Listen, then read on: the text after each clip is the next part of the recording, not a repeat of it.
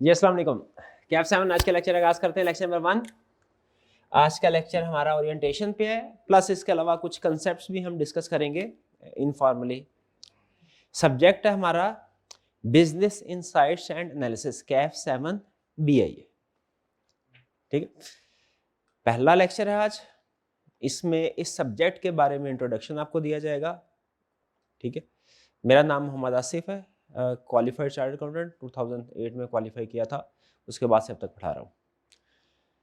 Subject के बारे में जानना आपके लिए ज़्यादा ज़रूरी है। ये सब्जेक्ट क्या? अच्छा, इस सब्जेक्ट में एक यूनिक चीज़ है जो प्रोबेबली और किसी भी सब्जेक्ट में शायद आपको नहीं मिलेगी CA की। वो ये कि ये थ्योरी और न्यूमेरिकल दोनों का बैलेंस्ड पेपर है।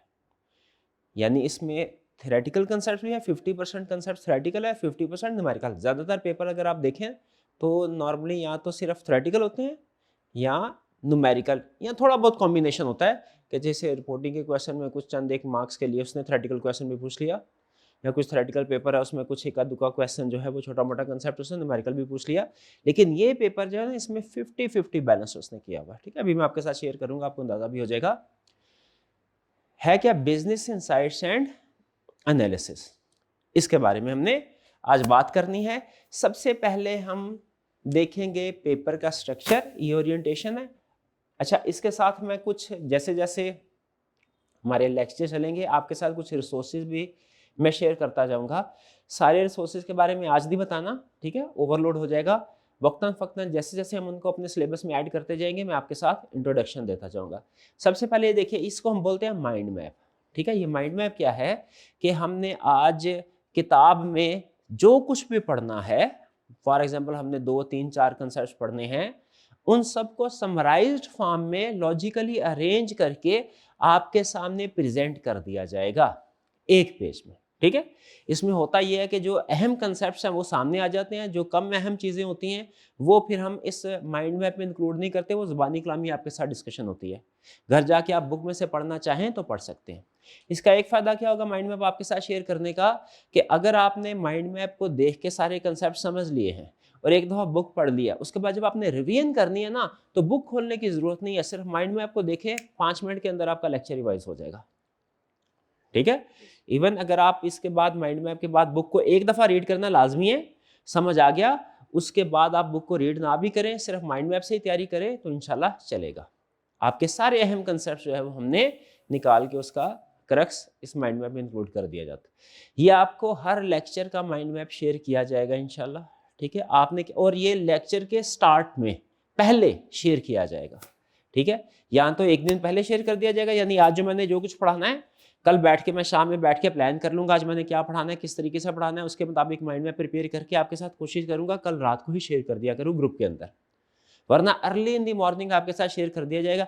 करना क्या है, आपने क्लास के स्टार्ट से पहले इसको नोट कर लेना अपने पास, यानी आज ही अपने पास एक रजिस्टर खरीद ले बाजार से, अपने पास रखें उस रजिस्टर को, उसके ऊपर लिख ले mind maps of BIA for quick revision.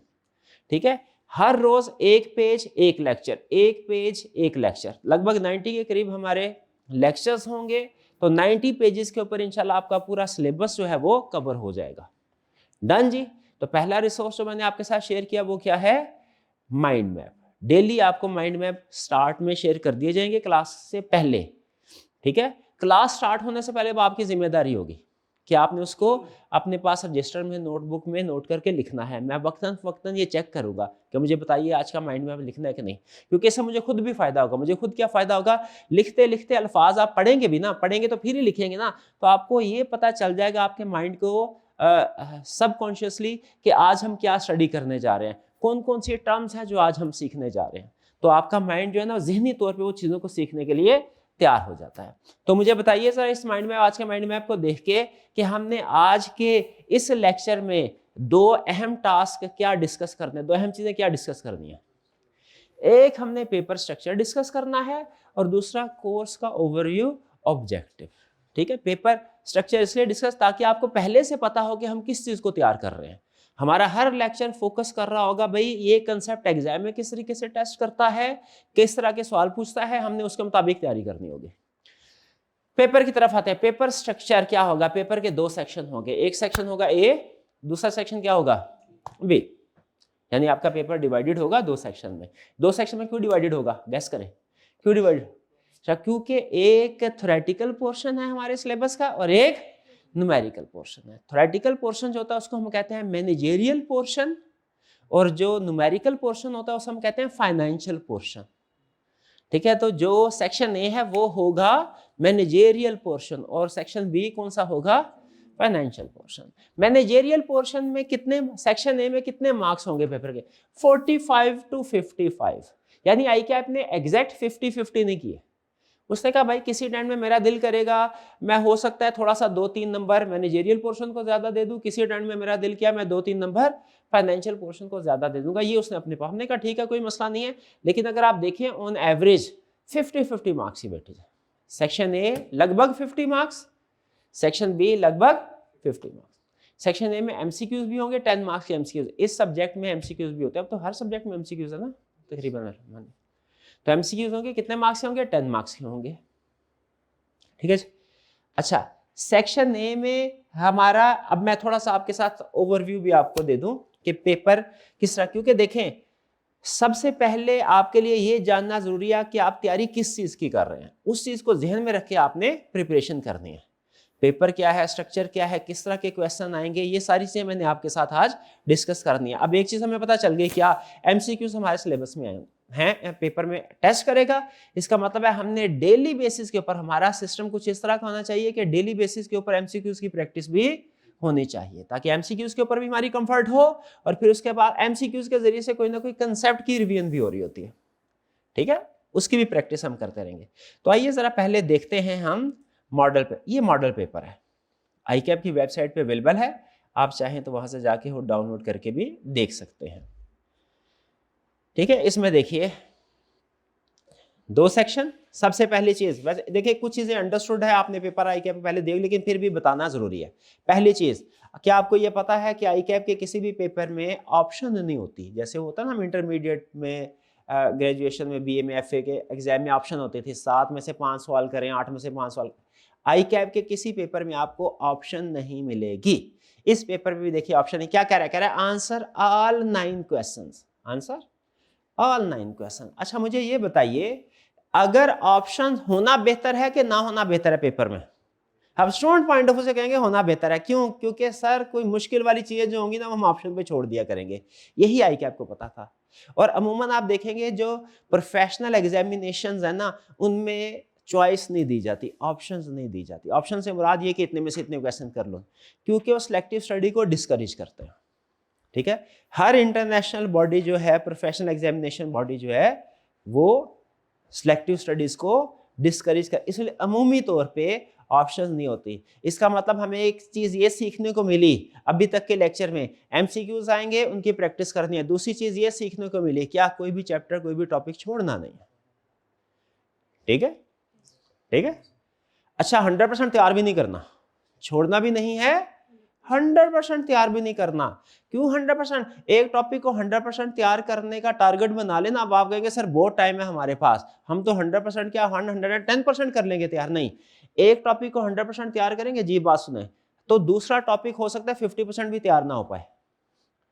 एक टॉपिक 100%, दूसरा टॉपिक 50%, ये ज्यादा बेहतर है कि दोनों टॉपिक 75%, दोनों 75%। तो रीजनेबल टारगेट रखने हैं।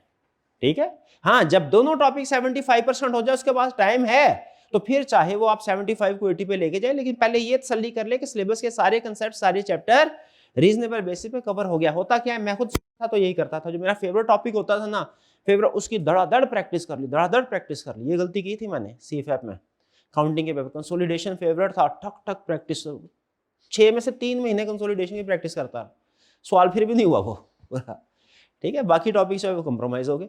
तो ऐसा हमने नहीं करना, क्योंकि सिलेक्टिव स्टडी नहीं करनी, सारे टॉपिक्स तैयार करने हैं। ठीक है, ऐसा नहीं कुछ टॉपिक परफेक्ट हो और कुछ टॉपिक पुअर, ऐसा नहीं, सारे टॉपिक्स तैयार करने हैं, रीजनेबल बेसिस पे तैयार करने हैं। ओवरऑल ड्यूरेशन 3 घंटे 15 मिनट। क्यों 15 मिनट? किस लिए? रीडिंग टाइम आपको पता ही है, ब्लैक पेन यूज करना है सिर्फ। Okay, multiple choice question answer script पे ही लिखना है, क्वेश्चन पेपर के ऊपर नहीं। जो पीआरसी के मूवमेंट स्टूडेंट्स हैं वो पीआरसी क्वालिफाई करके आते हैं ना, वो कुछ चंद एक स्टूडेंट्स इस तरह की गलती करते हैं, क्वेश्चन पेपर के ऊपर टिक करते हैं, कहते हैं पीआरसी में भी सर ऐसा होता था, क्वेश्चन होता था उसके ऊपर हमने सिलेक्शन करनी होती है, देरी कर दी। तो कैफ में ऐसे नहीं करना, पेपर के ऊपर आपने आंसर लिखना है, क्वेश्चन पेपर के ऊपर टिक नहीं करने, ऐसे ही करते हैं ना आप। ओके, एमसीक्यूज आगे सेक्शन 1, इसके बाद सेक्शन 1 चल रहा है, क्वेश्चन 2 आया, 3 आया, 4 आया, 5 आया, फिर देखें सेक्शन 2 आ गया, सेक्शन बी, इसमें भी देखें 45 to 55 मार्क्स हैं, यानी लगभग 50 ऑन एवरेज, 50 मार्क्स ऊपर 50 मार्क्स नीचे। अब एक चीज देखिए, सेक्शन बी में जितने क्वेश्चन है ना सारे के सारे न्यूमेरिकल हैं, आपको नंबर्स नजर आ रहे होंगे, सारे न्यूमेरिकल हैं, ठीक है, ये तो हो गया न्यूमेरिकल पोर्शन। सेक्शन ए में सारे क्वेश्चन कौन से है, थ्योरेटिकल टाइप, यानी न्यूमेरिकल नहीं है जो। लेकिन एक अजीब चीज मैं आपको दिखाना चाहता हूं, जो होते हैं ना क्वेश्चन, थ्योरेटिकल सब्जेक्ट्स के क्वेश्चंस होते हैं वो मूवी तौर पे दो तरह के होते हैं, एक होता है रिप्रोडक्शन के क्वेश्चन, रटे वाले सवाल, और दूसरा होता है केस स्टडीज। आपने अगर, अब तो वैसे आपको पता ही आई कैप का क्या है, रिवीजन के बाद आई कैप ने रिसेंटली इसको रिवाइज, आप कोई भी सब्जेक्ट कभी भी पढ़ सकते हैं, चाहे आप तरतीब से कैफ 1 2 3 4 सीधा सीए शुरू करें, चाहे उल्टा सीए शुरू करें, कैफ 8 7 6 5, आई क्या कहता मुझे से कोई प्रॉब्लम नहीं है, सब्जेक्ट सारे पास होने चाहिए, ठीक है। तो लेकिन फिर भी उम्मीद है कि आपने इससे पहले आई कैप, इस सब्जेक्ट से पहले आई कैप की कोई ना कोई अटेम्प्ट दी होगी, ऐसा ही है। लॉ कितने स्टूडेंट्स ने पढ़ा हुआ है, शाबाश, पता लॉ में 3 तरह के सवाल होते थे, कौन कौन से, एमसीक्यूज, रटे वाला सवाल, रिप्रोडक्शन के क्वेश्चन और केस स्टडी, ऐसा ही है, रिप्रोडक्शन भी होता था, केस स्टडी भी होता था। आपने मुझे इस पोर्शन जो बीआईए का जो मैनेजेरियल पोर्शन है, इसके क्वेश्चंस को देखना है, समझ नहीं आएंगे क्वेश्चन लेकिन उनकी नेचर स्ट्रक्चर समझ लेंगे, और मुझे बताना है कि एमसीक्यूज तो हैं इसमें, मुझे बताइए क्या इसमें केस स्टडीज हैं कि सारे के सारे रिप्रोडक्शन के क्वेश्चन हैं, सारे रिप्रोडक्शन के क्वेश्चन या सारी केस स्टडीज या के कॉम्बिनेशन, ये आपने मुझे बताना, देख के बताना है, देख के बताना है, ठीक है, ताकि किस लिए पहले दिन ही आपको रियलाइज करा हो, ताकि हम तैयारी उस लिहाज से कर सके, आपको भी पता हो कि हम तैयारी किस पॉइंट ऑफ व्यू से करने हैं। ये ना हो केस स्टडी पूछे ही ना और हम केस स्टडी की प्रैक्टिस कर ले, या वो रटे वाला सवाल पूछे ही ना और हम रटा मार मार के हमके सर जो याद करते हैं भूल जाता है, जो याद करते हैं भूल जाता है, एंड पे जाके पता चले याद ही नहीं करना था। ऐसा तो नहीं ना होना चाहिए। तो पहले से हम देख लेते हैं क्या, क्वेश्चन नंबर 1 तो एमसीक्यू से, क्वेश्चन नंबर 2 देखें, ये अपने लॉ के नॉलेज की बेस पे, लॉ में आपने किया हुआ ना, उसमें केस स्टडीज आती थी, तो आपको पहचान हुआ है कि ये रटे वाला सवाल इस तरह का होता है, केस स्टडी। बताइए रिप्रोडक्शन का क्वेश्चन है केस स्टडी वाला, केस स्टडी वाला, शाबाश, बिल्कुल ठीक, सही नतीजे पे पहुंचते हैं। क्वेश्चन 3 बताइए क्या, शाबाश। क्वेश्चन 4 बताइए केस स्टडी, शाबाश। क्वेश्चन 5 बताइए, हाँ, इसमें पार्ट ए जो है ये रटे वाला और पार्ट बी जो है ये थोड़ा केस स्टडीज है, एप्लीकेशन क्वेश्चन। इसका मतलब ये हुआ कि हमारा पेपर का जो हमारा सेक्शन ए है, इसमें लगभग 90% के करीब हमारी केस स्टडी की प्रैक्टिस। बहुत थोड़ा पोर्शन ऐसा है जो कि याद करने वाला होगा। तो इसका मतलब क्या हुआ, इसका मतलब डेली रूटीन में जो आपको असाइनमेंट मिलेगी वो कौन सी वाली होगी, केस स्टडीज की। आपने कंसेप्ट पढ़ लिए क्लास में, समझ लिए, घर जाके बुक से रीडिंग भी कर ली, केस स्टडी की प्रैक्टिस नहीं की जिस बच्चे ने, बताइए क्या वो पास होने के चांसेस हैं उसके, बहुत कम चांसेस हैं, ठीक है। केस स्टडी की, इसका मतलब है जब हम मैनेजेरियल पोर्शन कर रहे होंगे, केस स्टडीज की प्रैक्टिस हमारा इंटेग्रल पार्ट होगी, प्रिपरेशन का इंटेग्रल पार्ट। अब थोड़ा सा आगे चलेंगे ना जब, तो मैं आपको पास्ट पेपर का ना ट्रेंड दिखाऊंगा, ट्रेंड दिखाऊं, उसमें आपको पता है हम आपके पासिंग परसेंटेज आई कैप शेयर करता है सब्जेक्ट के, और आपको पता है कि पासिंग परसेंटेज सब्जेक्ट वाइज भी होती है, क्वेश्चन वाइज भी होती है। अब आपको ये लग रहा होगा कि sir 50 marks managerial portion, 50 marks financial portion, दोनों की वेटेज एक बराबर है, लेकिन जब आप क्वेश्चन वाइज एनालिसिस करेंगे ना कि कौन से वाले क्वेश्चन में स्टूडेंट की परफॉर्मेंस ज्यादा होती है, तो शायद, अभी मैं कंफर्म नहीं कह रहा क्योंकि अभी मैंने आपके सामने रखे नहीं है स्टैटिस्टिक्स, जब रखेंगे ना फिर उसके बाद डिस्कशन करेंगे, असल बात तो तब सामने आएगी। लेकिन अगर उस वक्त आपको ये सामने आए, बात पता चले कि स्टूडेंट्स का न्यूमेरिकल पोर्शन में तो परफॉर्मेंस अच्छी है, लेकिन जो मैनेजेरियल वाला पोर्शन है इसमें परफॉर्मेंस डाउन है, इसमें परफॉर्मेंस डाउन है। तो इसकी वजह क्या होगी आपके ख्याल में? वही गलती जो मैंने की थी जब मैं स्टूडेंट था। क्या? सिलेबस का जो हिस्सा पसंद है उसकी प्रैक्टिस ज्यादा, और जो हिस्सा पसंद नहीं है उसकी प्रैक्टिस। चार्टर्ड अकाउंटेंट बनने जा रहे हैं, नंबर के साथ हमें नेचुरल एक एसोसिएशन है, अच्छे लगते हैं वो क्वेश्चन। तो स्टूडेंट क्या करते हैं? न्यूमेरिकल पोर्शन की दर प्रैक्टिस करते हैं। मैनेजेरियल पोर्शन में ये थोड़ा डाउन, ये समझते हैं ये अहम नहीं है, ठीक है। लेकिन जब आप पास पेपर मार्किंग प्लान का एनालिसिस करेंगे तो फिर आपको अंदाजा होगा कि बहुत से स्टूडेंट ऐसे हैं जो कि मैनेजमेंट पोर्शन वीक होने की वजह से 50 मार्क्स को क्रॉस नहीं कर पाते। तो पहली चीज क्या? एमसीक्यूज की भी प्रैक्टिस करनी है। फिर उसके बाद क्या? दो पोर्शन है, दोनों को हम इक्वल इंपॉर्टेंस देंगे। ऐसा नहीं करना कि फाइनेंस को ज्यादा, मैनेजेरियल को कम। ठीक है जी, चलिए आगे चलते हैं। और मैनेजेरियल में प्रैक्टिस हमने किस चीज की करनी है? केस स्टडीज की। लगभग आप देखेंगे सारे इक्का दुक्का क्वेश्चन के अलावा सारे क्वेश्चंस आपके केस स्टडी बेस्ड हैं। डन जी। चलिए ये तो हो गया स्ट्रक्चर। अब वापस आते हैं।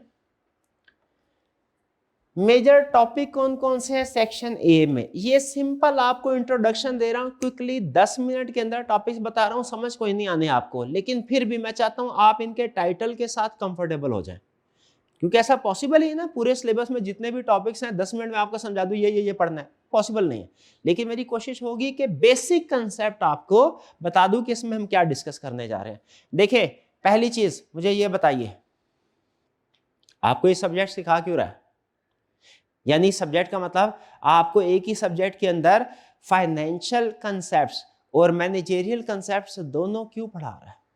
इसलिए कि अच्छा बिजनेस करने के लिए, अच्छा बिजनेसमैन बनने के लिए आपके पास दोनों स्किल होना जरूरी है, फाइनेंशियल स्किल्स भी और नॉन फाइनेंशियल स्किल्स भी। इसलिए कि बिजनेस, जो एक अकाउंटेंट होता है ना, अकाउंटेंट, उसे सिर्फ फाइनेंशियल कंसेप्ट से लेना देना, लेकिन जो बिजनेसमैन है ना उसे सिर्फ फाइनेंशियल कंसेप्ट से लेना देना नहीं है, उसे फाइनेंशियल के साथ साथ नॉन फाइनेंशियल कंसेप्ट भी उसके लिए रेलिवेंट होते हैं। अब ये क्यों है ये भी थोड़ी देर में आपको बताता हूं। जो हमारा मैनेजेरियल पोर्शन होगा उसमें कौन सा टॉपिक डिस्कस करेंगे हम? Pastel analysis. बोले कौन से वाला है? Pastel analysis. और फिर एक्सटर्नल एनालिसिस है। एक्सटर्नल एनालिसिस का चैप्टर है, इसमें कुछ थ्योरीज है। कौन कौन सी थ्योरीज हैं? Porter 5 forces model. कौन सी बोले? कौन से वाला? पोर्टर। ऑनलाइन वाले बोले सर एक दफा, ताकि आपकी जुबान, आपके कान, आपकी आंखें इन टर्म्स के साथ फेमिलियर हो जाएं आहिस्ता आहिस्ता। क्या? पोर्टर्स 5 फोर्सेस मॉडल होता होगा कोई। फिर क्या है? BCG matrix. कौन सा मैट्रिक्स? BCG matrix. मैट्रिक्स का मतलब क्या? डब्बे शब्बे बनते होंगे कोई, ऐसा ही है। फिर क्या? Product life cycle. क्या? Product life. इंटरनल एनालिसिस में कौन कौन से टॉपिक पढ़ेंगे? स्वॉट एनालिसिस। कौन सा? स्वॉट एनालिसिस। और फिर कौन सा? Value chain analysis. टच किया अभी उसने, वैल्यू चेन एनालिसिस। फिर क्या है? CSF, critical success factor, critical. फिर रिसोर्सेज कंपिटेंस, ये कंसेप्ट्स होंगे। पेस्टल एनालिसिस क्या है? पेस्टल एनालिसिस आपको ये बताता है, आप बिजनेसमैन हैं, आपके पास, आप दुबई में थे, अरबों रुपया की प्रॉपर्टी आपके पास थी, सुकून से जिंदगी गुजार रहे थे, जंग शुरू हो गई, अब आप फैसला कर रहे हैं आप अपनी प्रॉपर्टी लेके किस मुल्क में जाएं। इन्वेस्ट बिजनेसमैन है ना, अगर जहां पे जंग के हालात होते हैं वहां से वो मूव कर जाता है, ठीक है, अनसर्टेनिटी है। अब आप फैसला कर रहे हैं कि आप किस मुल्क में अपनी इन्वेस्टमेंट लेके जाएं। बताइए क्या कोई भी करीबी मुल्क होगा उधर चले जाएंगे? पूरा एनालिसिस करना चाहिए आपको। ये पेस्टल एनालिसिस आपको यही बताता है कि किसी भी कंट्री में इन्वेस्टमेंट करने से पहले आपने कौन से फैक्टर्स को कंसीडर करना है। कहता है 6 फैक्टर को कंसीडर करो। Political factor, economic factor, social, P for political, E for economic, S for social, T for technological factor, E for ecological या environmental factor, L for legal factor. यानी देखो पॉलिटिकल कंडीशन कैसी हैं उस मुल्क की, देखना चाहिए कि नहीं इन्वेस्टमेंट करने से पहले। देखो इकोनॉमिक कंडीशंस कैसी हैं, ठीक है। ये तो नहीं गरीब मुल्क है और आप उसके ऊपर कोई लग्जरी कार मैन्युफैक्चर करने की फैक्ट्री लगाने लगे, कोई नहीं खरीदेगा। पॉलिटिकल फैक्टर्स देखो, किसी भी मुल्क में इन्वेस्टमेंट करने से पहले क्या देखना है? Political factor, economic factor, social factor, technological factor, environmental factor और लीगल फैक्टर। ये है पेस्टल, ये सिखाएगा आपको। पेस्टल एनालिसिस करने के बाद आप इस काबिल हो जाएंगे कि पूरी दुनिया में जितनी भी कंट्रीज हैं आप फैसला कर सके हमें अपने बिजनेस के पॉइंट ऑफ व्यू से कौन सी वाली कंट्री हमारे लिए सूटेबल है। डन। यह है पेस्टल एनालिसिस, जो हमें क्या बताता है, कंट्री लेवल का एनालिसिस करना। क्या करना? कंट्री लेवल का एनालिसिस करना। इसके बाद पोर्टर 5 फोर्सेस मॉडल। 5 फोर्सेस अगले चैप्टर में चलेंगे। 5 फोर्सेस। 5 फोर्सेस मॉडल क्या है? वो कहता है भाई कंट्री तो आपने सेलेक्ट कर लिया, पूरी दुनिया में बेहतरीन कंट्री क्या है? पाकिस्तान। इस जैसा political stability, environment, perfect environment है, इकोनॉमिक कंडीशन, क्या बात है, लोगों का पैसा खर्च करते हैं खत्म ही नहीं होता, बेहतरीन कंट्री है। ठीक है, तो अब अगला फैसला क्या करना है? कंट्री लेवल का फैसला अगला, किस इंडस्ट्री में इन्वेस्टमेंट की जाए, किस इंडस्ट्री में इन्वेस्टमेंट की जाए। आपने कभी अपनी रियल लाइफ में ये नोट किया है कि कुछ लोग ऐसे होते हैं जो कि with in months, with in year उनके हालात बदल जाते हैं। हो सकता है आपका कोई कजन ऐसा हो, जानने वाला ऐसा हो, और अपने इर्द गिर्द आप देखते हैं बाज़ औक़ात आपको नजर आएगा वो दुकान है बचपन में भी ऐसी ही थी, आज 20 साल गुजर गए, आज भी वैसी की वैसी है, वो बंदा उसी जगह पे बैठा है। कभी आपने सोचा ऐसा क्यों है? कि कह दिया बस ये किस्मत का खेल है? कि एनालिसिस भी करने की कोशिश की, ऐसा क्यों है? पोर्टर ने सोचा ऐसा क्यों है। पोर्टर ने ये नहीं सोचा ये सब किस्मत का खेल है, कोई चंद महीनों में अमीर बन गया और कोई साल बाद भी उसी पोजीशन पे कहा नहीं, ये आपके फैसले होते हैं जो असरअंदाज होते हैं इस चीज के ऊपर। और एक सबसे बड़ा फैसला होता है आप किस बिजनेस में इन्वेस्ट, किस सेक्टर में एंट्री लेने जा रहे हैं, कौन से सेक्टर में कौन सा बिजनेस स्टार्ट करेंगे आप। टेक्सटाइल का बिजनेस स्टार्ट करेंगे, शुगर से स्टार्ट करेंगे, टेक्नोलॉजी बेस्ड स्टार्ट करेंगे, कौन सा स्टार्ट करेंगे। ठीक है, जैसे छोटी सी एग्जांपल बता रहा हूं, जिस दिन आपके कजन ने डिसाइड किया मैंने बीए करना है, आपके जहन में उसी दिन इसकी फ्यूचर इनकम स्ट्रीम आ गई कि नहीं आ गई? तो क्या करेगा? भी 2-3 साल रिलैक्स करेगा, सुकून से याशी करेगा, घूमे फिरेगा। ठीक है, फिर उसके बाद खजलहारी शुरू हो जानी है इसकी। जॉब नहीं मिलेगी भी तो क्या होगी? 50-60 हज़ार, सारी उम्र इसी लगभग एनुअल इंक्रीमेंट 10% मिलता रहेगा। सारी उम्र बेसिक नेसेसिटीज गिन गिन के, हिसाब लगा के कंज्यूम किया। अमूमी तौर पे कह रहा हूँ, बाकी जाहिर है वाकई अगर किसी का कोई, हाँ समझ गया, वो किसी की किस्मत में लिखा हुआ है तो सो लेगा, तो आपको अंदाजा हो गया। ठीक है, अब जिसने सीए स्टार्ट किया, अब आपको पता है रिस्की है ये बिजनेस, लेकिन एक दफा अगर हो गया तो पता है आपके पास बहुत से इनकम स्ट्रीम, बहुत सी ऑप्शन आपके सामने है। तो जिस दिन एक दो स्टूडेंट मेरे सामने बैठे हैं, एक ने फैसला किया मैं बीए करूंगा, एक ने फैसला किया सीए करूंगा, मुझे बताइए हल्का सा आइडिया कल क्या होगा हम में से कोई नहीं जानता, लेकिन एनालिसिस की बेस पे, अंदाजे की बेस पे मुझे बताइए कि आपको अंदाजा हो गया कि किसकी इनकम स्ट्रीम क्या होने जा रही है। अब जो बीए कर रहा है वो 10 साल बाद के हालात पाकिस्तान के ठीक नहीं है। ठीक है, इधर कोई हम कोई मेहनत करके अमीर नहीं बन सकता, मैं बड़ी मेहनत करता हूँ। तो भैया गलत साइड पे जितनी भी मेहनत कर लें, आउटपुट तो आपका ना होने के बराबर होगा ना, क्योंकि गलत साइड पे आपने। तो पोर्टर ने बताया, पोर्टर ने क्या बताया? पेस्टल एनालिसिस क्या बताता है? किस कंट्री में इन्वेस्टमेंट करनी है। पोर्टर एनालिसिस क्या बताएगा? किस इंडस्ट्री में इन्वेस्टमेंट करनी है। वो क्या बताता है? उस क्रक्स में आपके सामने रखता हूं। वो ये कहता है कि कुछ इंडस्ट्री में आप जितनी मर्जी मेहनत करें उसमें मारामारी बहुत है, कमाई कम है। और कुछ इंडस्ट्रीज ऐसी होती हैं जिनमें मारामारी कम है लेकिन इनकम, प्रॉफिट बहुत ज्यादा है। वो फिर आपको पहचानने के गुर सिखाता है। ये नहीं बताता, इंडस्ट्री नहीं बताता ये इंडस्ट्री टेक्सटाइल में जाओ, आईटी, ये नहीं, बल्कि वो ये इंडस्ट्री पहचानने के गुर बताता है कि जो कमाई वाली इंडस्ट्री होगी ना उसमें ये खसूसियात होगी, ये होगी, आपने सीखना है और फिर फैसला करना इस इंडस्ट्री में जाना हमने। डन जी। पहला एनालिसिस क्या हुआ? कंट्री लेवल पे। दूसरा एनालिसिस क्या हुआ? इंडस्ट्री एनालिसिस पे, पोर्टर। फिर इसके बाद बीसीजी मैट्रिक्स। बीसीजी मैट्रिक्स क्या है भाई? इंडस्ट्री डिसाइड कर ली, ठीक है, इंडस्ट्री डिसाइड कर ली। जैसे फर्ज कीजिए हमने डिसाइड किया फूड मैन्युफैक्चर, नेस्ले टाइप, ठीक है, नेस्ले बहुत सी। मुझे बताइए क्या कंपनी की एक ही प्रोडक्ट होती है, मल्टीपल प्रोडक्ट्स होती हैं? Multiple products. नेस्ले की कौन सी? उनका पानी भी है, जूस भी है, चॉकलेट भी है, पता नहीं कौन कौन सी और चीज है, बहुत सी चीजें, बहुत सी प्रोडक्ट्स हैं। क्या हर प्रोडक्ट के लिहाज से एक जैसी स्ट्रेटजी होनी चाहिए? क्या डिफरेंट होनी चाहिए? बीसीजी मैट्रिक्स आपको यह बताता है कि आपकी अगर जिस कंपनी की मल्टीपल प्रोडक्ट्स हैं वो कहते हैं अपनी प्रोडक्ट्स के डिसाइड करो ये इस मैट्रिक्स से रिलेट करती है, ये इस बॉक्स में आ जाएगी, इस बॉक्स टाइप क्लासिफिकेशन, और फिर उसके मुताबिक स्ट्रेटजी बनाओ। हर प्रोडक्ट के लिए एक जैसी स्ट्रेटजी नहीं बनानी, स्ट्रेटजी डिपेंड करेगा उस प्रोडक्ट की टाइप और नेचर के लिहाज से। तो बीसीजी मैट्रिक्स आपको क्या बताएगा, ये आपको इंडस्ट्री के भी आगे प्रोडक्ट लेवल पे लेके जाएगा कि किस प्रोडक्ट को किस तरीके से डील करना है। फिर इसके बाद नेक्स्ट कौन सा, product life cycle. Product life cycle आपको क्या बताएगा, प्रोडक्ट लाइफ साइकिल बताए बीसीजी मैट्रिक्स उन कंपनीज के लिए जो मल्टीपल प्रोडक्ट्स। अब आप मुझे बताइए, फर्ज कीजिए हम एक प्रोडक्ट का एनालिसिस कर रहे हैं, किसका एनालिसिस कर रहे हैं, क्या उस प्रोडक्ट का स्टार्ट से लेके एंड तक सेम स्ट्रेटजीज होनी चाहिए, नहीं होनी चाहिए, उसके फेज के लिहाज से डिफरेंट होनी चाहिए। जैसे मैं आपसे पूछता हूं, एक प्रोडक्ट लाइफ साइकिल है ना, एक तरह ह्यूमन लाइफ साइकिल भी है, 0 से लेके लगभग 60 ईयर्स 70 ईयर्स तक।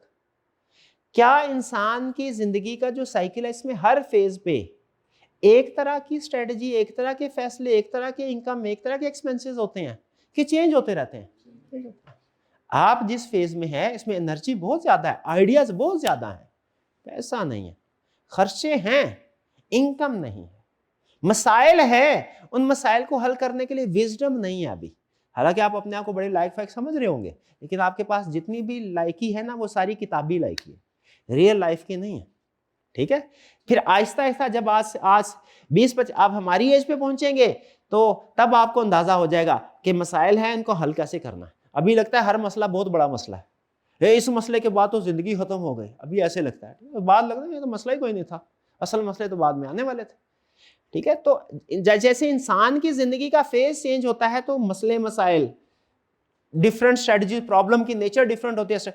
उसी तरह आपको प्रोडक्ट लाइफ साइकिल क्या बताता है, एक प्रोडक्ट स्टार्ट से लेके फिर ग्रोथ है, फिर मैच्योरिटी है, फिर डिक्लाइन है, डिफरेंट फेजेस से गुजरती है ना, हर फेज में प्रोडक्ट के मसले मसाइल डिफरेंट है। आपने ये डिसाइड करना होगा प्रोडक्ट हमारी जिस फेज पे है ना उसके मुताबिक हमें क्या स्ट्रेटजी अपनानी चाहिए।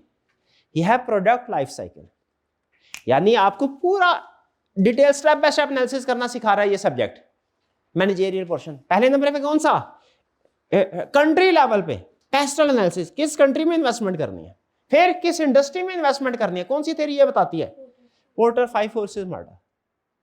फिर मल्टीपल प्रोडक्ट लेवल पे एनालिसिस, बीसीजी मैट्रिक। फिर सिंगल प्रोडक्ट का उसके फेज ऑफ लाइफ के लिहाज से एनालिसिस, प्रोडक्ट लाइफ साइकिल। ठीक ठीक है, ये अगर आप देखें ना तो ये चीजें हैं बाहर बाहर की, कंपनी से बाहर बाहर की। यानी अभी तक हम कंपनी के कंट्री कंपनी से बाहर है, इंडस्ट्री बाहर, प्रोडक्ट भी मार्केट में सेल हो रही है ना, बंद कंपनी के अंदर है लेकिन सेल तो बाहर हो रही है। कंपनी के अंदर का भी एनालिसिस करते हैं, भाई दुनिया को हमने एनालाइज करना है, दुनिया को तो बदलना है, अपने आप को भी तो बदलना चाहिए। अब इंटरनल एनालिसिस भी करना चाहिए हमें। इंटरनल एनालिसिस से क्या मुराद है कि भाई कंपनी के अंदर क्या चल रहा है उसका भी तो एनालिसिस करो। बाहर जितने मर्जी अच्छे, अगर आपके अंदर गद्दार बैठे हैं, आपके सारे ट्रेड सीक्रेट्स कंपेटिटर को चोरी कर करके दे रहे हैं, क्या कर पाएंगे, कुछ नहीं कर पाएंगे। तो इसलिए इंटरनल एनालिसिस भी जरूरी है। इंटरनल एनालिसिस में हम क्या देखेंगे, SWOT एनालिसिस, आई कैप का favourite, S for strength, W for weakness, O for opportunities, T for threats. Threats, जंग लड़नी हो ना किसी के साथ, मैंने भाई के साथ जंग लड़नी है, तो क्या मुझे सिर्फ अपनी स्ट्रेंथ का पता होना चाहिए कि अपनी वीकनेस का भी पता होना चाहिए? लेकिन याद रखिएगा, मुझे सिर्फ अपनी स्ट्रेंथ वीकनेस का नहीं पता होना चाहिए, बल्कि अपने दुश्मन की स्ट्रेंथ वीकनेस का भी पता होना चाहिए। ठीक है, तो जो दुश्मन की, जो मेरे में पॉजिटिव है वो क्या है, स्ट्रेंथ, जो मेरे में नेगेटिव है क्या है, वीकनेस।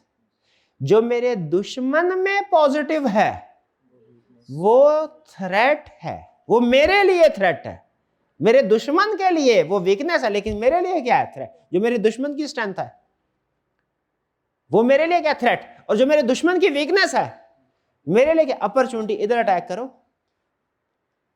तो मुझे बताइए जंग जीतने के लिए क्या जरूरी है? सिर्फ अपना प्लस माइनस जानना कि अपने दुश्मन का, अपने कंपेटिटर्स का, इंडस्ट्रीज का, उसका भी प्लस माइनस जानना, कंपेटिटर्स का भी प्लस माइनस। तो स्वॉट एनालिसिस आपको ये बताता है। स्वॉट एनालिसिस के दो हिस्से हैं, एस और डब्ल्यू अलग है, ओ और टी अलग है। एस और डब्ल्यू क्या है? मेरा प्लस माइनस, स्ट्रेंथ, वीकनेस। ओ और टी क्या है? मेरे कंपेटिटर का प्लस माइनस।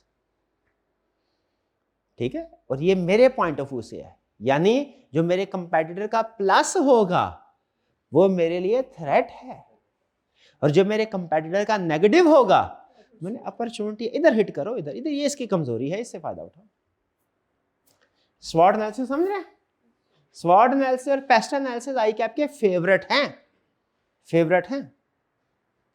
और फिर छोटे छोटे हैं, value chain analysis, critical success factor, resources and competence, इसको हम बाद में देख लेंगे, छोटे छोटे टॉपिक्स हैं। ठीक है, रिसोर्सेज क्या है आपके पास, कंपिटेंस उसको कैसे इस्तेमाल करते हैं। कंपिटेंस ना होना तो चाहे राफेल भी उड़ा लें, क्या करेगा? डाउन। क्यों? रिसोर्सेज हैं, कंपिटेंस नहीं है। ठीक है, हमारे यहाँ इधर के लोग जरा शातिर हैं, उनके पास रिसोर्सेज है, इतने ना हो कंपिटेंस। वैसे तो दोनों चीजें होनी चाहिए। ठीक है, रिसोर्सेज भी हो, कंपिटेंस। चाइना भी साथ ही है, रिसोर्सेज भी हैं, कंपिटेंस भी है। लेकिन अगर फर्ज कीजिए मैं आपसे पूछता दोनों में से एक आपको ऑप्शन दी जाए, रिसोर्सेज उठाओगे कंपिटेंस उठाओगे? कंपिटेंस। लेकिन बहरहाल दोनों होना जरूरी है, दोनों होना जरूरी है, बेहतर यही है। एथिक्स इन बिजनेस कह रहा सारा बिजनेस करेंगे, ये सारे जो ऊपर आपने जितने भी फैसले किए हैं उनमें कोई अखलाकियात भी होनी चाहिए कि अखलाकियात का बिजनेस से कोई ताल्लुक नहीं है? छोड़ो। ठीक है भाई, एक्सपायर्ड प्रोडक्ट थी, अगर फेंक देते हैं तो नुकसान होगा, इसे इस्तेमाल कर लेते हैं मैन्युफैक्चरिंग में। चॉकलेट में डाल दे, चॉकलेट बना रहे हैं उसमें डाल देते हैं एक्सपायर्ड इंग्रेडिएंट्स में, कोई बात नहीं, कस्टमर को कौन सा मजा आएगा, थोड़ा सा मीठा ज्यादा कर देंगे। होता है ना, बाजार में जाए समोसे वगैरह लेने के लिए, यहाँ पे पकौड़े वगैरह लेने के लिए, यहाँ दही भले वगैरह जो खराब होते हैं तो क्या करते हैं, वो थोड़ा मसाला तेज कर देते हैं। मसाला तेज है, कस्टमर भी खुश हो जाएगा और पता भी नहीं चलेगा कि ये तो खराब है। तो बताइए क्या ऐसा होना चाहिए? होना चाहिए? नहीं होना चाहिए। नहीं, फर्ज कीजिए हमारे एक बहुत बड़ी चेन है आइसलैंड जैसी शॉप फॉर एग्जांपल, और हम उसमें दही भल्ले बना के बेचते हैं। पता चला कल रात को हमारे सारे आलू खराब हो गए, अब अगले दिन क्या करें? अफ्तारी के लिए सेल करनी है, क्या वही खराब दही भल्ले की चाट बना के, दही भल्ले बना के बेच दें कि फेंक दें? क्या करेंगे आप? क्या अभी तो चूंकि आपका कोई 1 रुपया भी नहीं लगा हुआ, आपके लिए फैसला करना आसान है, क्या फेंक दे? जब पैसे लगे होते हैं ना तब पता चलता है फैसला कैसे होता है। ये एथिक्स बताएगा आपको। और याद रखें, प्रैक्टिकल लाइफ में जो मर्जी फैसला करें वो आपका फैसला है, लेकिन एग्जाम में हमेशा क्या करना है आपने? आपने कहना है फेंक दे सारा कुछ, नुकसान बर्दाश्त कर लेंगे। ठीक है, एथिक्स को नहीं छोड़ना। प्रॉफिट कंप्रोमाइज कर लेंगे, एथिक्स को नहीं छोड़। इसमें केस स्टडी डालेगा एथिक्स में कि जिसमें आपका एथिकल डिसीजन करते हैं तो प्रॉफिट कम हो रहा होगा, अनएथिकल डिसीजन करते हैं तो प्रॉफिट बढ़ रहा होगा। एग्जाम में क्या लिखना है? Ethical. Introduction to sustainability, last attempt में नया टॉपिक ऐड हुआ था, सस्टेनेबिलिटी। कहता है भाई दुनिया को में अल्लाह ताला ने जो आपको नेमतें दी हैं उसको इस्तेमाल जरूर करें, लेकिन आने वाली नस्ल के लिए बचा के भी रखें। ये ना हो सस्टेनेबल का मतलब, सस्टेनेबल का मतलब क्या है? जो लॉन्ग टर्म में चीज चल सके, लॉन्ग टर्म। कहता है इतनी पोल्यूशन क्रिएट ना करें कि हमारी आने वाली नस्लें 100 साल 200 साल के बाद ये जमीन रहने के काबिल ही ना रहे, ये जमीन रहने के काबिल ही ना रहे। आपको पता है दरख्त और डायमंड, हीरे, यूनिवर्स में कौन सी चीज कम है? हीरे या दरख्त? यूनिवर्स, पूरी यूनिवर्स की बात कर रहा हूं, अर्थ की नहीं बात कर रहा। दरख्त, लकड़ी। हीरो के तो पूरे पूरे प्लैनेट्स हैं, रिसर्च करें, पूरा पूरा प्लैनेट हीरो के। दरख्त कह रहा है दरख्त जो है ये जिंदगी के लिए ज़रूरी हैं।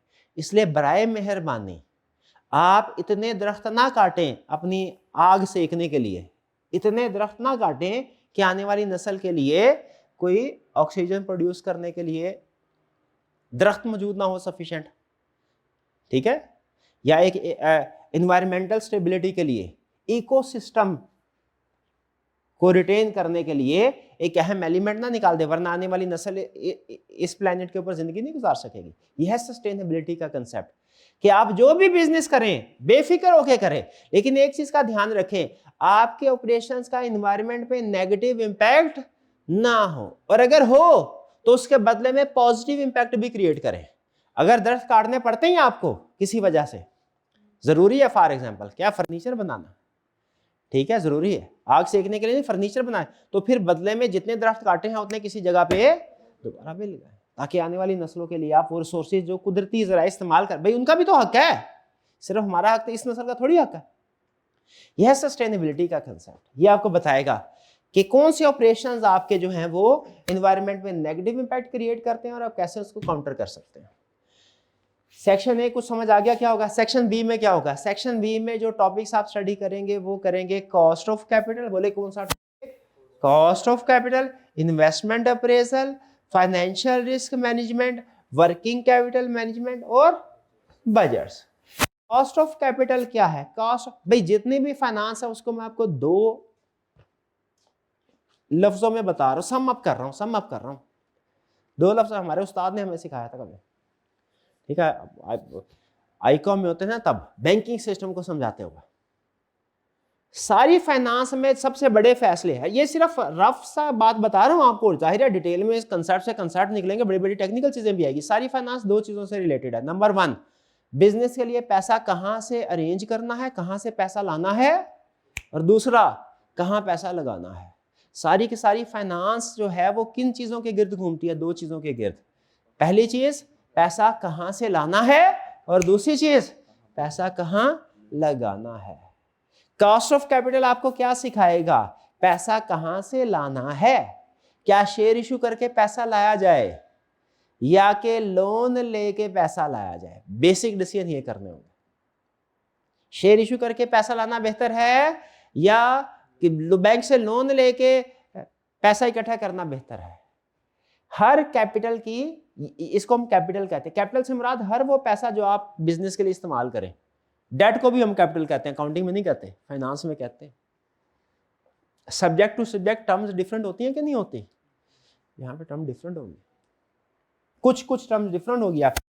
बहरहाल तो कॉस्ट ऑफ कैपिटल में हम क्या सीखेंगे कि कैपिटल यानी पैसा इकट्ठा करने के बहुत से सोर्सेज होते हैं, पैसा इकट्ठा करने के, हमने उस सोर्स को सेलेक्ट करना है जो सबसे सस्ता हो।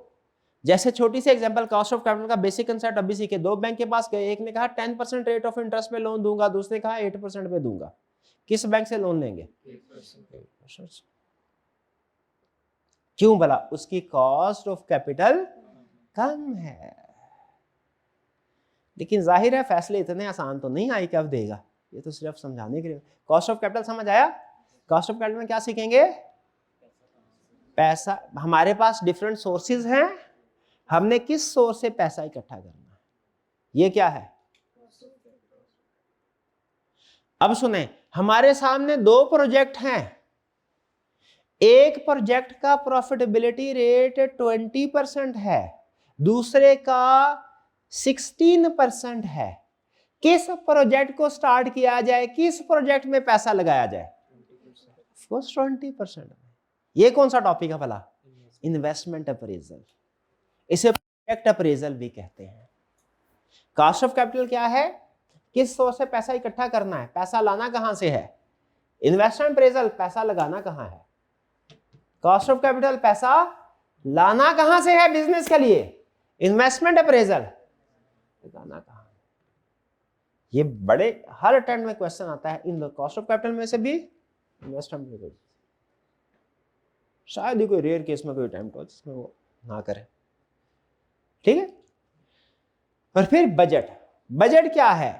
इनकम। ये एक मुश्किल टॉपिक समझा जाता है क्योंकि इसमें कुछ कैलकुलेशन ज्यादा होती हैं, हालांकि ये आसान है। मेरे से पूछे तो सबसे आसान जो है ये। स्टूडेंट पता क्या करते हैं, स्टूडेंट बेचारे मासूम होते हैं, जिस तरफ लगाओ लग जाते हैं। लेंथी कैलकुलेशन को समझते हैं डिफिकल्ट कैलकुलेशन। क्या क्वेश्चन का लेंथी होना इस बात का सबूत है कि ये डिफिकल्ट भी है? ठीक है, तो ये जो फाइनेंशियल रिस्क मैनेजमेंट है ना, ये छोटा टॉपिक है लेकिन ये टेक्निकल है। बजट लेंथी है लेकिन इजी है। कैलकुलेशन है, कैलकुलेशन सारी बेसिक्स हैं। अभी आपको बताता हूं, क्या आपने अकाउंटिंग में इनकम स्टेटमेंट बैलेंस शीट बनाना सीखी है? तो बजट क्या है? इनकम स्टेटमेंट, बैलेंस शीट और कैश अकाउंट बनाना। कैश अकाउंट भी बनाना सीखा होगा। ये तीन चीजें हैं बजट। प्रॉफिट लॉस का बजट बनाता है, कैश बजट बनाता है, ये दो बजट बनाता है।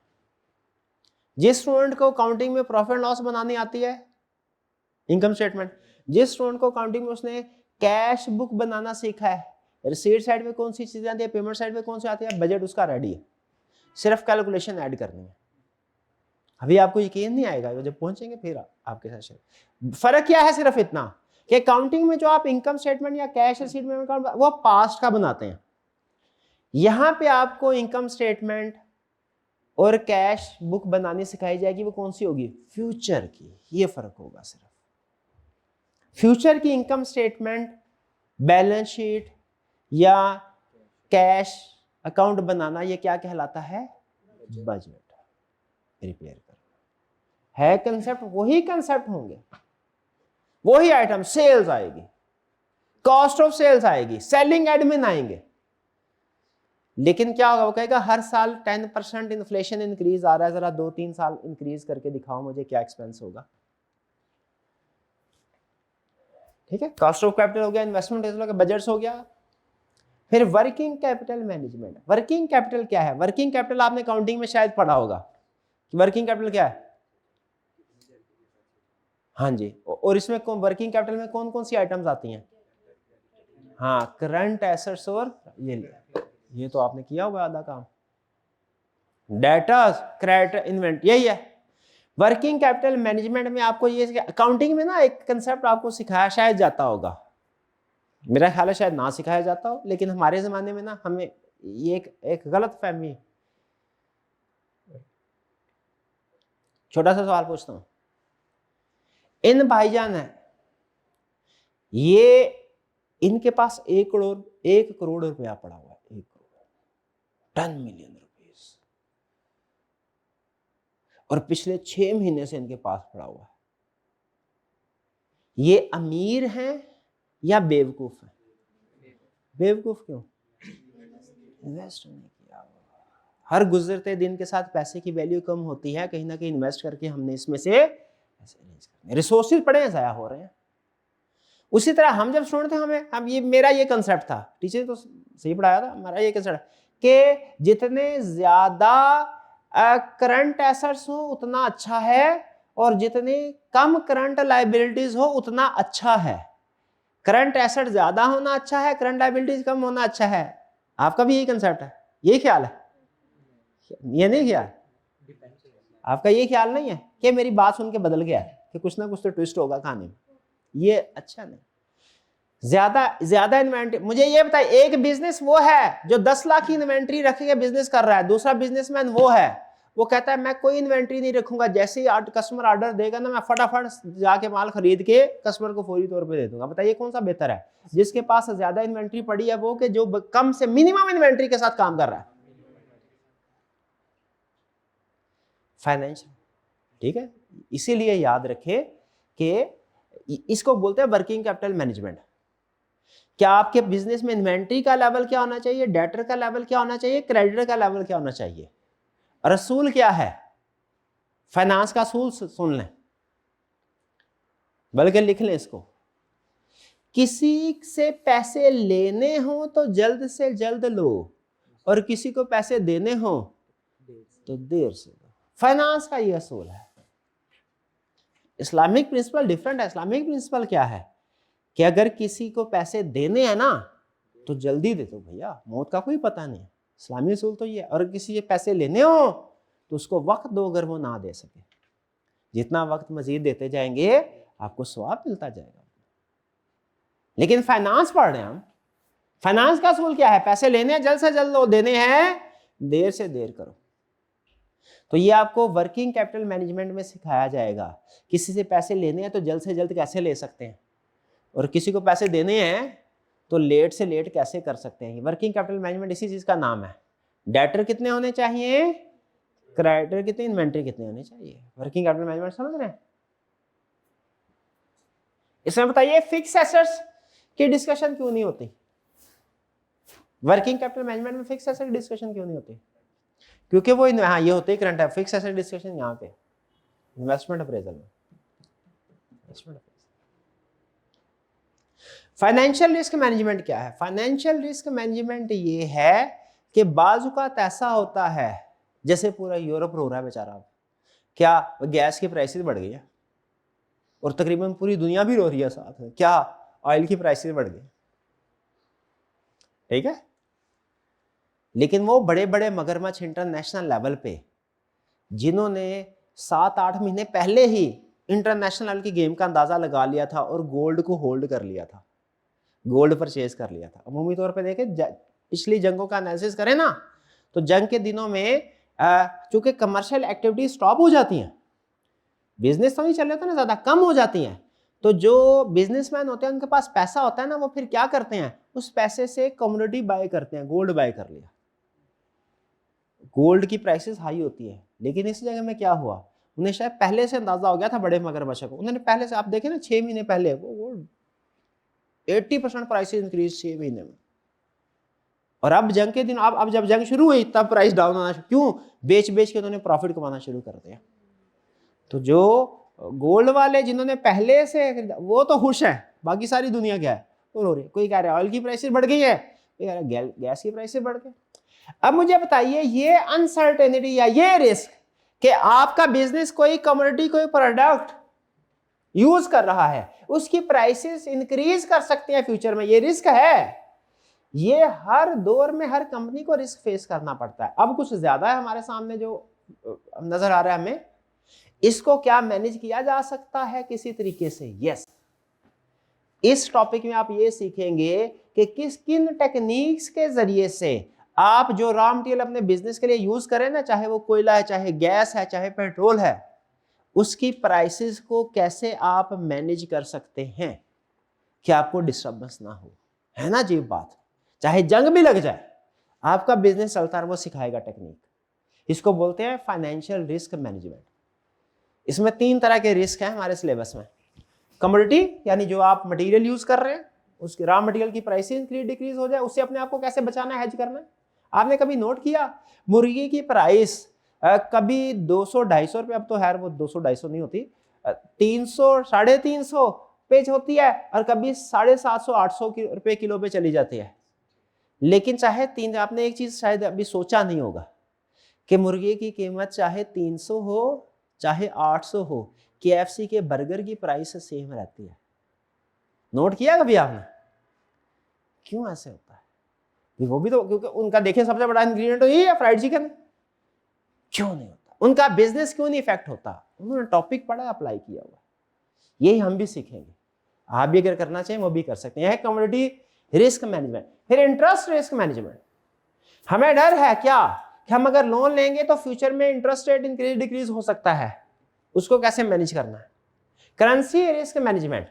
एक्सचेंज रेट, डॉलर कम ज्यादा हो सकता है, कैसे मैनेज करना है। यानी अपने आप को फ्यूचर में एडवर्स चेंजेस से बचाने का नाम है फाइनेंशियल रिस्क मैनेजमेंट। अपने बिजनेस को फ्यूचर में रेट्स की, चीजों के रेट के अप डाउन होने से बचाने का नाम है फाइनेंशियल रिस्क मैनेजमेंट। तो इसमें हम ये सीखेंगे 3 तरह। डन जी। तो ये फाइनेंस के बारे में कुछ अंदाजा हुआ कौन कौन से टॉपिक्स हम पढ़ने जा रहे हैं? जरा बताइए कौन कौन से, और अपने जहन में हल्का सा आइडिया बना ले कि इसमें ये पढ़ना है, इसमें ये पढ़ना है। बेसिक आइडिया, सिर्फ क्वेश्चन कोई भी करने के काबिल नहीं है आप, लेकिन बेसिक आइडिया आपको आजा पढ़ने का। कॉस्ट ऑफ कैपिटल में क्या पढ़ेंगे? डिफरेंट सोर्सेज ऑफ कैपिटल है, किससे पैसा इकट्ठा करना चाहिए। जिसकी कॉस्ट सबसे कम है। इन्वेस्टमेंट अप्रेजल क्या है? पैसा कहां पे लगाना है, जिसका प्रॉफिट ज्यादा उधर लगाओ भैया।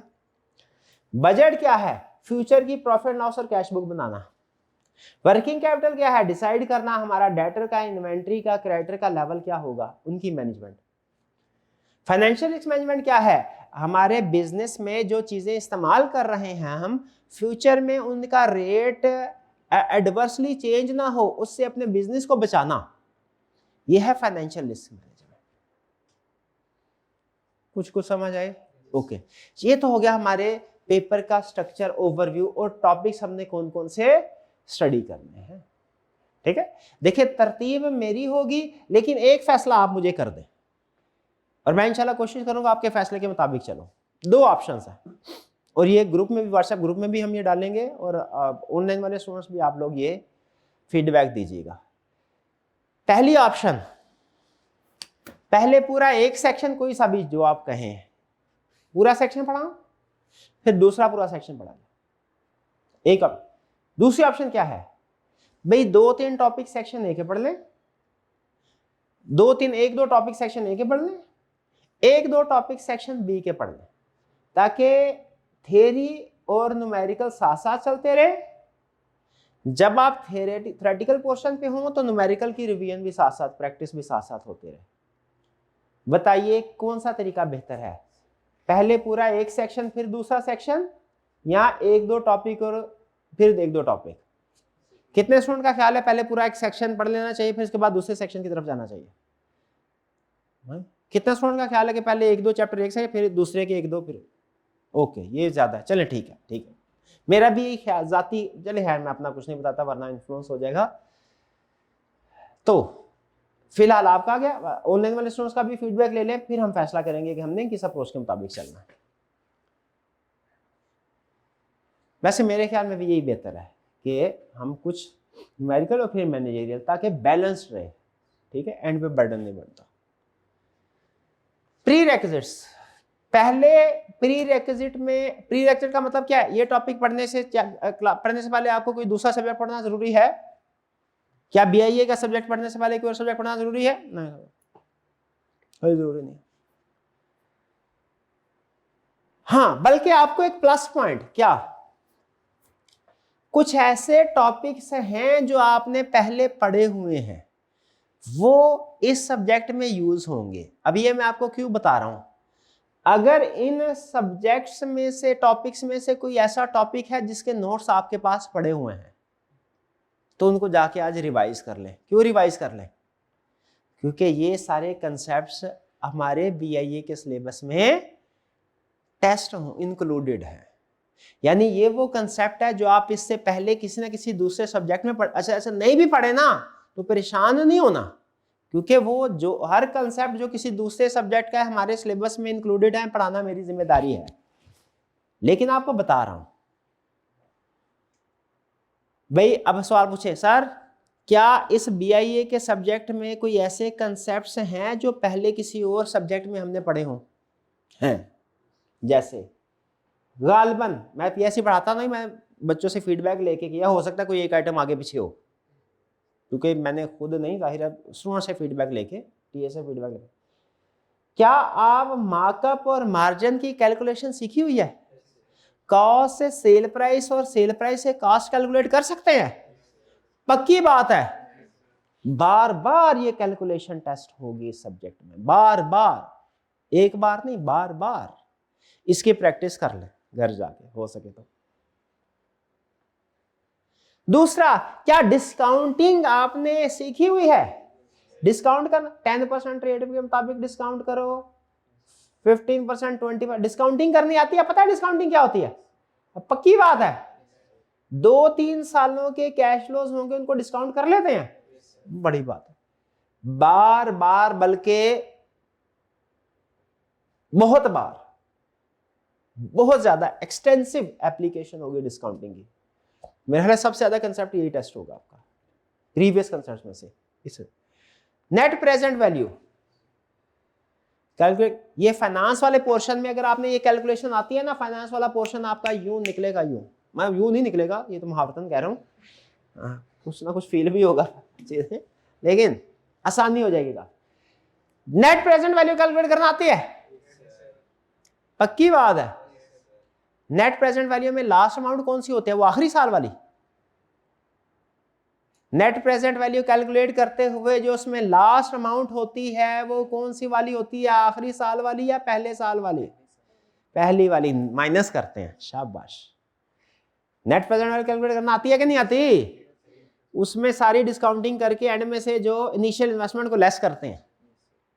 मैं भूल जाता था इनिशियल इन्वेस्टमेंट को लेस करना, वो प्रेजेंट वैल्यू बन जाती थी, वो नेट प्रेजेंट वैल्यू नहीं थी।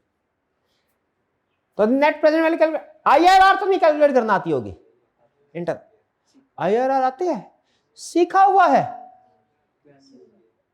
नहीं, जिसमें पहले फर्स्ट रेट पे एनपीवी कैलकुलेट करते हैं, फिर फिर सेकंड रेट पे एनपीवी, फिर फार्मूला होता है कोई, वो क्या कहते हैं उसको? इंटरपोलेशन कहते हैं फार्मूला को। वो आपने सीखा हुआ है आईआरआर?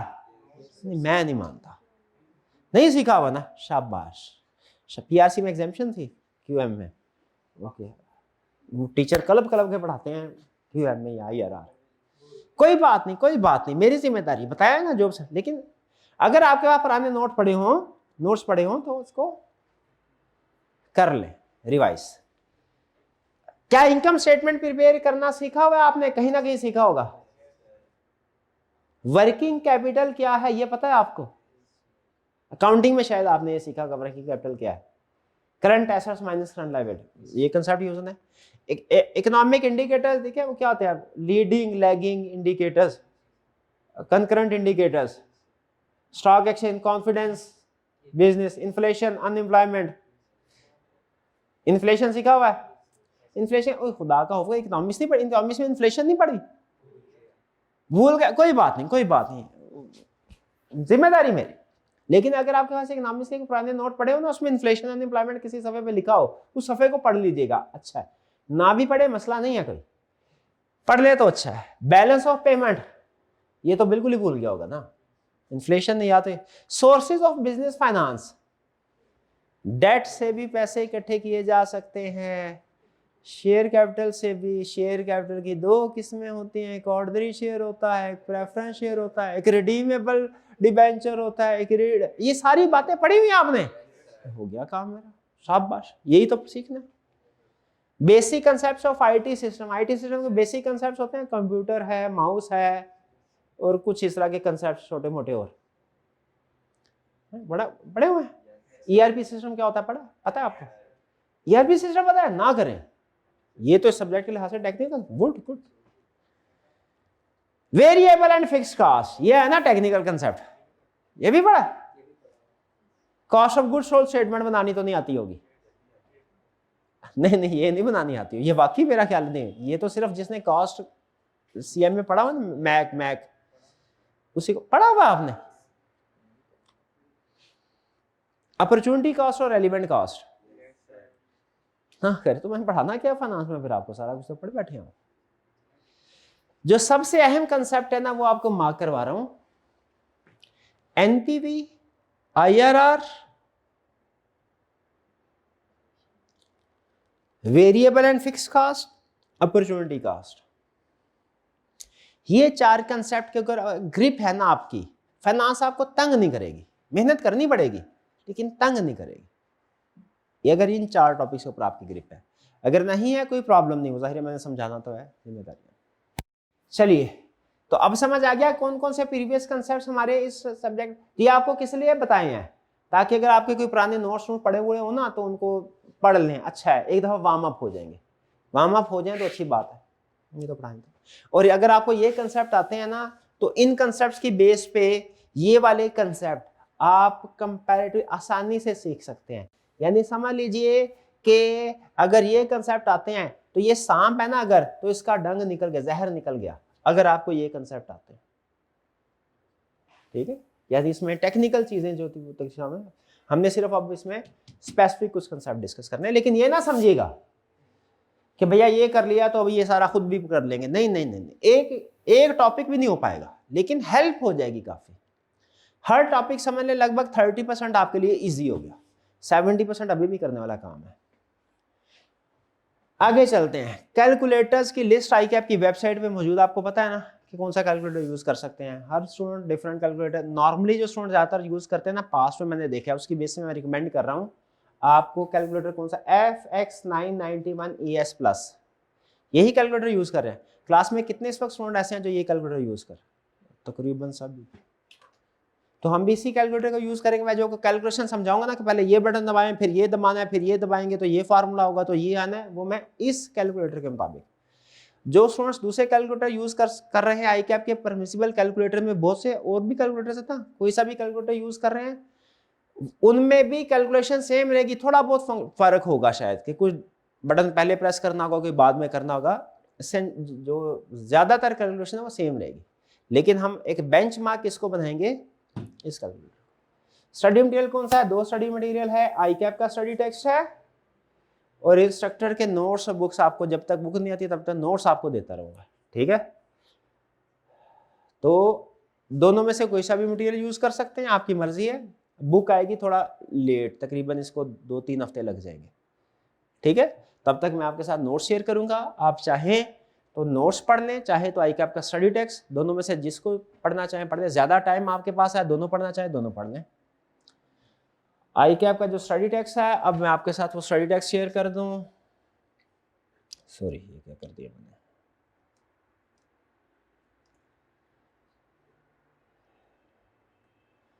एग्जामिनेबल एडिशन आई कैप का ये है, ये क्या लिखा है, Kaif examinable addition in autumn 26, ऐसा ही है, आई कैप की वेबसाइट पे है।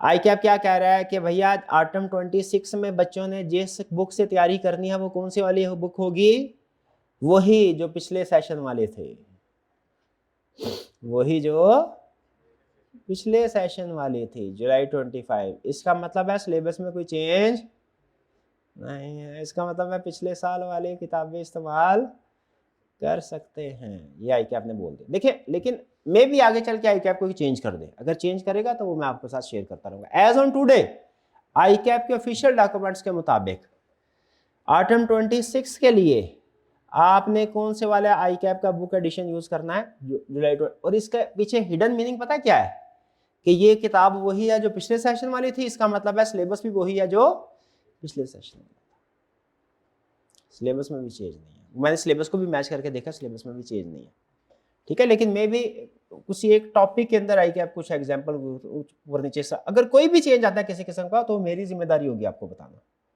फिलहाल एज ऑन टुडे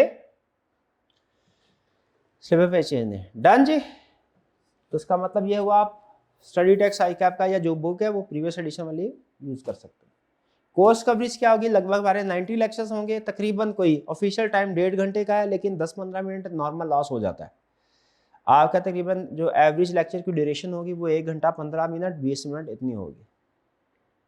इसमें हमने प्रैक्टिस भी करनी होगी, यानी सेक्शन ए मैनेजरियल पोर्शन में भी और सेक्शन बी में भी हम कंसेप्ट भी डिस्कस करेंगे और क्लास में प्रैक्टिस क्वेश्चंस भी होंगे। क्योंकि जब तक आपको हाथ पकड़ के ना सिखाया जाए, हाथ पकड़ के मुहावरा कह रहा हूँ, मतलब सामने एक एक चीज खुद से करके ना आपको पता नहीं चलता कि कैसे करनी है, स्टार्ट कहाँ से करना है, फिर उसके बाद क्या कैलकुलेशन करनी है, तो वो क्लास में हम लेकिन साथ ही साथ एक चीज और बता दूं आपको, हर टॉपिक की प्रैक्टिस क्लास में करवाना ये मेरी जिम्मेदारी है, लेकिन हर टॉपिक के सारे पास्ट पेपर के क्वेश्चन क्लास में प्रैक्टिस नहीं हो सकते। आप भी प्रोफेशनल थोड़ा इस चीज को रियलाइज करें, हमारे पास इतना टाइम नहीं है, वरना 200-250 घंटे का पे सेशन चला जाए, ठीक है, उसमें भी शायद सारी प्रैक्टिस ना हो सके। तो क्लास में अगर एक क्वेश्चन हमने क्लास में किया ना, तो 2 या 3 क्वेश्चन आपको घर में होम असाइनमेंट के लिए दिए जाएंगे। हाँ, उनका सोल्यूशन वगैरह दिया जाएगा ताकि, और अगले दिन को डिस्कस भी किया जाएगा कि उसमें कोई प्रॉब्लम है तो आप पूछ लें, ठीक है। लेकिन आपने ये नहीं समझ, कुछ स्टूडेंट ये समझते हैं सर ने क्लास में जो कराया हमने वही करना है, उसके बाद हमने कुछ नहीं करना है, ये गलत है। क्लास में अगर हमने कोई क्वेश्चन प्रैक्टिस किए हैं, 1-2 क्वेश्चन क्लास में प्रैक्टिस हुए हैं, तो 2-3 क्वेश्चन आपको घर में होम असाइनमेंट के लिए दिए जाएंगे, वो भी आपने करने हैं। डन जी। मैं ये स्कोप क्लियर करना चाह रहा हूं, कहीं आप ये ना एक्सपेक्ट करें कि पास पेपर के हर सारे सवाल मैंने करवाने, नहीं, चुन के कॉम्प्रिहेंसिव वाले जिनमें मैक्सिमम कंसेप्ट कवरेज हो जाए वो मैं आपको करवाऊंगा इंशाल्लाह। लेकिन होम असाइनमेंट भी होगी, और आपको पता है जितना गुड़ उतना मीठा, जितनी ज्यादा प्रैक्टिस करेंगे पास होने के चांसेस उतने ज्यादा है। हमारा सिलेबस की कंप्लीशन डेट लगभग जुलाई 18 है, 18 जुलाई के करीब, क्योंकि आपको पता है पेपर थोड़े पीछे आ गए हैं, अगस्त में हो रहे हैं, तो इसलिए हमने भी, वरना नॉर्मली हम ये 31 जुलाई अगस्त का फर्स्ट वीक तक लेके जाते होते हैं सिलेबस, लेकिन इस दफ़ा कहाँ तक लेके जा रहे हैं, जुलाई, क्योंकि पेपर भी कोई मिड ऑफ अगस्त में है ना, आपको 1 महीने का टाइम फिर भी मिल जाएगा रिवीजन के लिए। सब्जेक्ट मैंने आपको बता दिया, इस सब्जेक्ट का मकसद क्या है, आपको फाइनेंशियल स्किल भी सिखाना है और मैनेजरियल स्किल भी सिखाना है। फाइनेंशियल स्किल्स आप, अच्छा आपको पता है सीएफओ और सीईओ का क्या मतलब होता है, थोड़ा सा रियल केस भी आपके साथ डिस्कस करते हैं। सीएफओ और सीईओ में क्या फर्क है, सीएफओ कौन होता है, अकाउंटिंग का एक्सपर्ट, सीईओ कौन होता है, बिजनेस का एक्सपर्ट। सीएफओ फैसला करेगा सिर्फ अमाउंट्स की बेस पे, कैलकुलेशन की बेस पे, लेकिन सीईओ फैसला करेगा फाइनेंशियल के साथ साथ नॉन फाइनेंशियल इंफॉर्मेशन की भी बेस पे। सीएफओ किस बेस पे फैसला करता है, सिर्फ फाइनेंशियल, और सीईओ फाइनेंशियल। दोनों में से कौन सी पोजीशन ऊपर होती है ऑर्गेनाइजेशन में, सीईओ। ठीक है, इसकी एग्जांपल आपके सामने मैं शेयर करता हूं कि कैसे कुछ सीएफओ ने कैसे कैलकुलेशन की, और फिर आपने मुझे बताना है कि आईकैप इस सब्जेक्ट के जरिए से आपको सीएफओ बनने की तैयारी करवा रहा है कि सीईओ बनने की तैयारी करवा रहा है, आपने बताना है। रियल केस एग्जांपल, पहले एक जनरल एग्जांपल, मुझे ये बताइए, आपके सामने 2 अपॉर्चुनिटीज हैं, दो जॉब ऑफर है, एक जॉब ऑफर में मंथली सैलरी आपको मिलेगी 2 लाख, दूसरे में मिलेगी 2.5 लाख, किसको ऑफर एक्सेप्ट करेंगे, शाबाश, सीएफओ बनने की पूरी कैपेबिलिटी है आप में, आपने आगे टर्म्स एंड कंडीशन पढ़ी नहीं, 2 लाख वाली 4 घंटे रोज का काम करना है, 2.5 लाख वाली 8 घंटे काम करना है, ये तो पढ़ा ही नहीं आपने। 2 लाख वाली आपके घर के करीब है, 2.5 लाख वाली आपने कतर में यूएई में जाके जॉब करनी है। अब बताएं जाएंगे 2.5 लाख के लिए?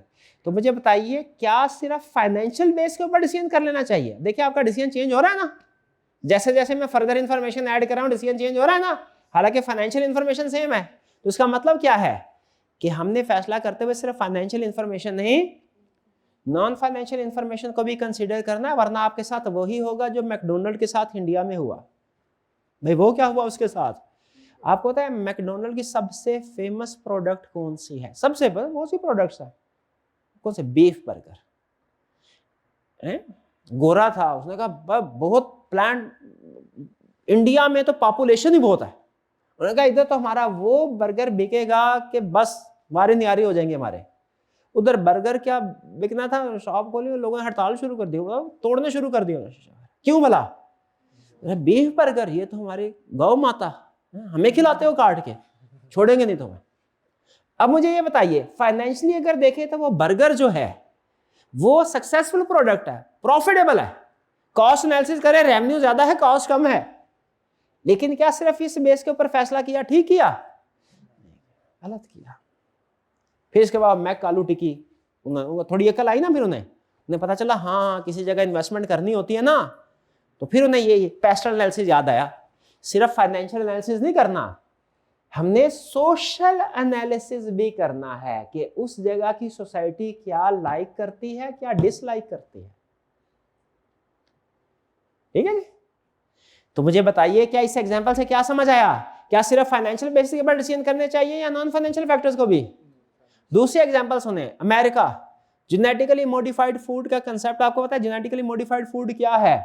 फूड आइटम्स लीजिए, उनके जीन्स में चेंज कीजिए, ठीक है, जैसे फसलें होती हैं ना, फसलें, ठीक है, कोई भी वेजिटेबल है उसको लिया, भाई आलू है, आलू की नुकसान, प्रोडक्शन कम है, कीड़े ज्यादा लग जाते हैं, इफेक्ट होते हैं, इसमें विटामिन सी की कमी है, तो क्या किया, आलू लिया, लेबोरेटरी के अंदर बायोटेक्नोलॉजी की मदद से उसके जीन्स को, डीएनए को चेंज किया, उसमें विटामिन सी इंजेक्ट कर दिया डीएनए में, उसमें कुछ ऐसे और चीजें मॉडिफिकेशन के साथ ऐड कर दी जिनकी वजह से कीड़ों से, बीमारियों से लड़ने के ज्यादा ताकत आ गई, अब प्रोडक्शन ज्यादा होगी उस फसल की, कीड़े जल्दी हमला नहीं कर सकेंगे इसके ऊपर, उसको मॉडिफाई करके स्ट्रॉन्ग कर दिया। अब उस बीज, जो मॉडिफाइड बीज है ना, उसको बोया और उससे फसल हासिल की, फसल बहुत ज्यादा, इसको बोलते हैं modified food, genetically modified foods. Debate है इंटरनेशनली कि क्या ऐसा होना चाहिए कि नहीं होना चाहिए। यूएसए में ये अलाउड है, यूरोप में अलाउड नहीं है, उनकी स्ट्रिक्ट रेगुलेशन है। यूएसए का एक एक्सपोर्टर था, उसने कहा भाई इधर यूएसए में तो ये बहुत ज्यादा